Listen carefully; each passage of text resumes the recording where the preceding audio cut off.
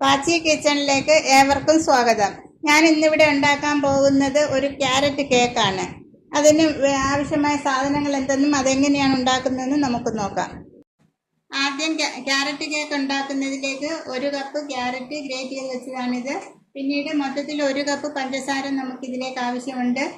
അതിൽ 1/2 കപ്പ് പഞ്ചസാര 2-3 ഗ്രാമ്പൂവും ചേർത്ത് പൊടിച്ച് വെച്ചതാണിത്. പിന്നീട് 1/2 കപ്പ് പഞ്ചസാര നമ്മളിത് കാരമലൈസ് ചെയ്യാൻ വേണ്ടിയിട്ട് വെച്ചിരിക്കുന്ന.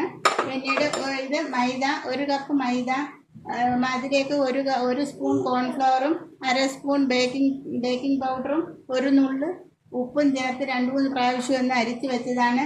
പിന്നീട് 2 കോഴിമുട്ട, തണുപ്പില്ലാത്തത് സാധാ വെളിയിലിരിക്കുന്ന കോഴിമുട്ട.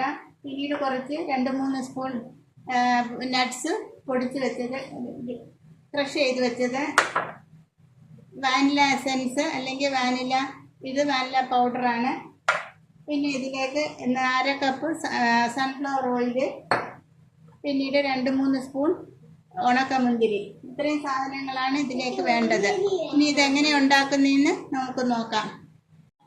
നമ്മൾ ഈ എല്ലാ ഇൻഗ്രീഡിയൻസും എടുത്തു വെച്ചതിന് ശേഷം നമ്മൾ അതിൻ്റെ ഓവൻ സെറ്റപ്പ് ഉണ്ടാക്കണം. അത് നമ്മൾ ഗ്യാസ് സ്റ്റൗവിലാണ് ഇതുണ്ടാക്കുന്നത്, ഓവനിലല്ല. അപ്പോഴും നമ്മൾ അടുപ്പിലേക്ക് വലിയൊരു പാത്രം, ഒരു നല്ല അലൂമിനിയം പാത്രം വെച്ചിട്ട് അതിനകത്ത് ഒരു റിങ് ഇറക്കി വെച്ച് ചൂടാവാൻ വെക്കണം. അത് സെറ്റാവാൻ വെച്ചതിന് ശേഷം നമ്മളിതെല്ലാം മിക്സ് ചെയ്ത് അപ്പോഴത്തേക്കും ഓവൻ സെറ്റായിരിക്കും.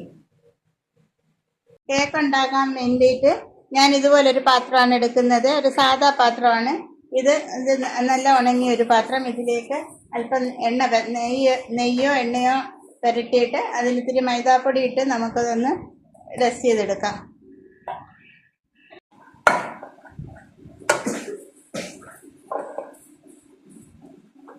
ആ എണ്ണ എല്ലാ ഭാഗത്തും, ആ പാത്രത്തിൻ്റെ എല്ലാ ഭാഗത്തുമായിട്ട് പറ്റുന്ന കണക്കൊന്ന് തേച്ച് പിടിപ്പിക്കാം. ശേഷം ഇതിലേക്കൊരല്പം മൈദാപ്പൊടി ഇട്ട് കൊടുക്കാം. ശേഷം ഇത് ഈ പാത്രത്തിൻ്റെ എല്ലാ ഭാഗത്തും പറ്റുന്നത് പോലെ ഇങ്ങനെ കറക്കി കൊടുക്കുമ്പോൾ ഒരു കോട്ടിങ് ആയിട്ട് നമ്മൾ ഓയിൽ പേപ്പർ വെക്കുന്നതിന് പകരമായിട്ട്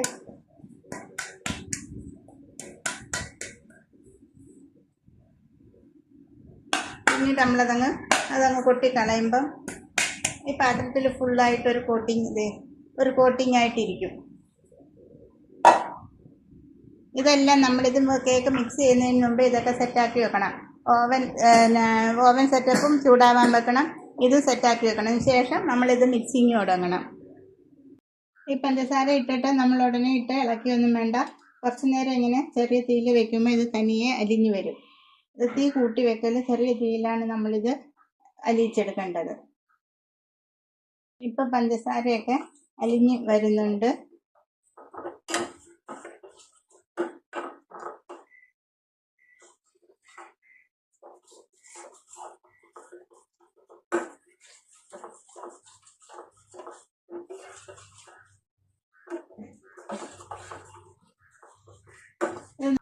ഇനി അതിലേക്ക് നമ്മളൊരു 1/2 ഗ്ലാസ് വെള്ളം ഒഴിക്കണം.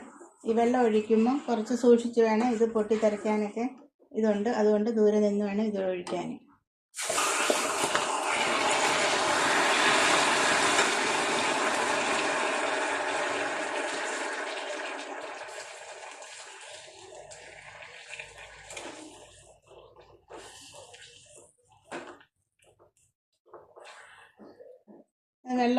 വെള്ളം ഒഴിക്കുമ്പോൾ ഇതെല്ലാം ഒന്ന് കട്ടിയായിട്ടിരിക്കുന്ന പോലെ തോന്നും. അതിൽ പേടിക്കൊന്നും വേണ്ട. കുറച്ച് നേരം തിളച്ച് കഴിയുമ്പോൾ അതെല്ലാം അലിഞ്ഞ് വെള്ളം പോലെയാവും. ഇതിപ്പം ആ വെള്ളം എല്ലാം തിളച്ച് വരുന്നുണ്ട്. ഇനി ഇതിലേക്ക് നമ്മൾ ഗ്രേറ്റ് ചെയ്ത് വെച്ചിരിക്കുന്ന ക്യാരറ്റ് ആഡ് ചെയ്യാം.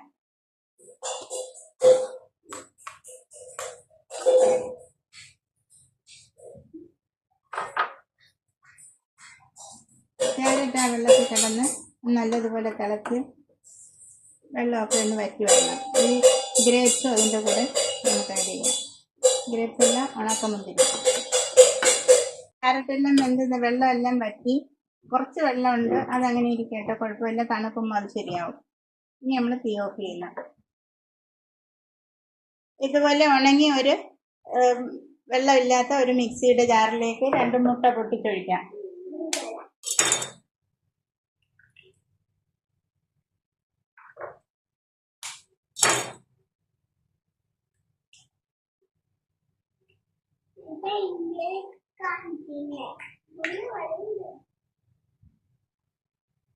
അതിലേക്ക് പഞ്ചസാരയും ആഡ് ചെയ്യാം.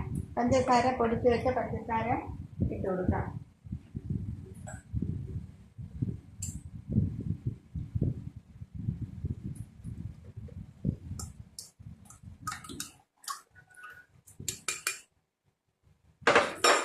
ഇതൊരു 30 സെക്കൻഡ് നമുക്കൊന്ന് അടിച്ചിട്ട് വരാം. അതിലേക്ക് 1/2 ഗ്ലാസ് സൺഫ്ലവർ ഓയിലും ആഡ് ചെയ്യാം.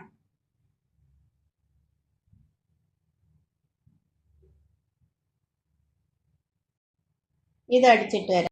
ഇപ്പം നമ്മുടെ ഈ ക്യാരറ്റ് മിക്സ് നല്ലതുപോലെ തണുത്തിട്ടുണ്ട്. അതിലേക്ക് നമ്മൾ അടിച്ചു വെച്ചിരിക്കുന്ന മുട്ടയുടെ മിക്സ് ഇതിലേക്ക് ഒഴിക്കാം.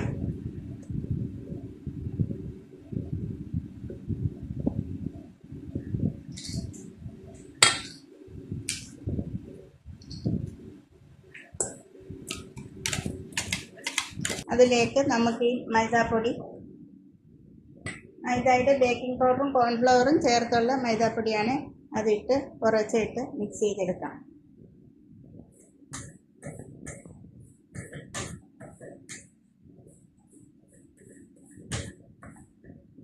ഇത് മിക്സായി കഴിയുമ്പോൾ ഇതിലേക്ക് നമ്മൾ നട്ട്സിൻ്റെ ക്രഷ് ചെയ്ത് വെച്ച നട്ട്സും കൂടെ കുറച്ച് ഇതിലിടാം.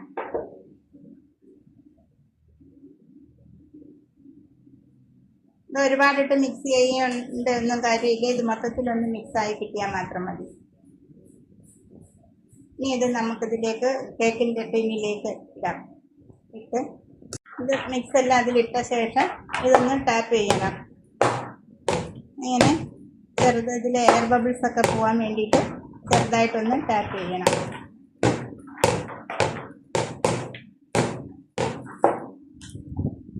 ഇനി ഇതിൻ്റെ മുകളിലായിട്ട് കുറച്ച് ക്യാരറ്റും കൂടെ ഗ്രേറ്റ് ചെയ്തതും കൂടെ ഇട്ട് ഇടും.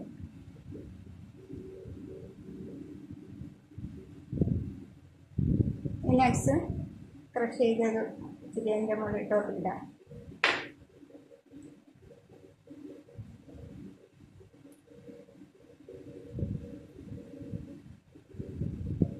ഞാൻ ഓവൻ സെറ്റപ്പ് ആവാൻ വേണ്ടി വെച്ചേക്കുന്നത് ഈ ഒരു പാത്രമാണ്. ഇതിപ്പോൾ ചൂടായി കിടക്കുവാണ്. നമുക്കിത് എടുത്തിട്ട് തുറന്ന് നമ്മൾ കേക്ക് അതിലേക്ക് ഇറക്കി വെക്കാം. നല്ല ചൂടുണ്ട്.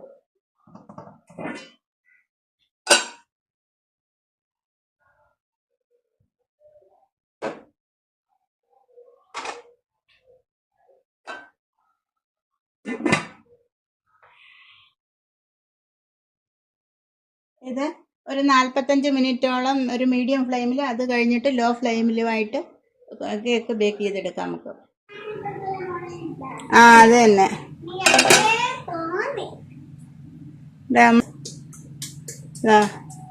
അതിലൊട്ടും പിടിച്ചിട്ടില്ല.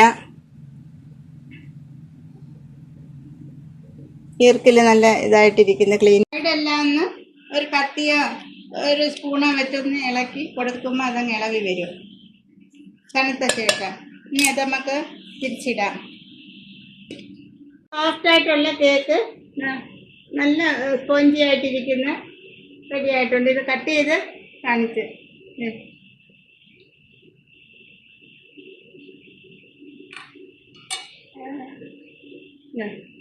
നല്ല സോഫ്റ്റും എമ്മി ആയിട്ടുള്ള കേക്കാണ്.